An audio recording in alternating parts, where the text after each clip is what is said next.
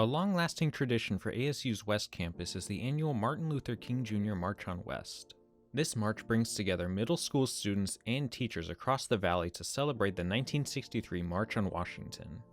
And at an appointed time, we all gather together in front of what we call the Paley Gates at ASU West. We march across campus to the drum beat, and we sing songs, and we have banners, and we gather finally at the reflecting pool on the campus, where we have rendition of the I Have a Dream speech. However, 2021 brought the challenge of hosting this march in the middle of a deadly pandemic where large gatherings pose a severe health risk. The fact that we are not on campus right now just could not hamper us, and we thought that even this year it was even more important for us to reach out and have people involved in the MLK March on West.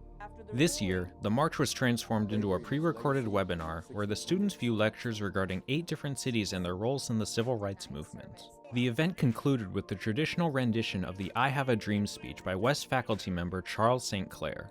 I have a dream that one day this nation will rise up and live out the true meaning of its creed.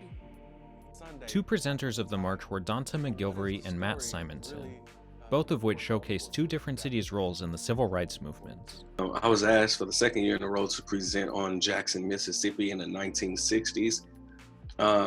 And I decided to specifically focus on the year 1963. And I wanted to show the students that what it means to be an activist and what it means to be an accomplice. The Birmingham March is really important for a number of reasons. It's directly before the March on Washington for Jobs and Freedom, where Martin Luther King gave the I Have a Dream speech. So it's really setting the stage for what was on his mind then. But it's important in its own right.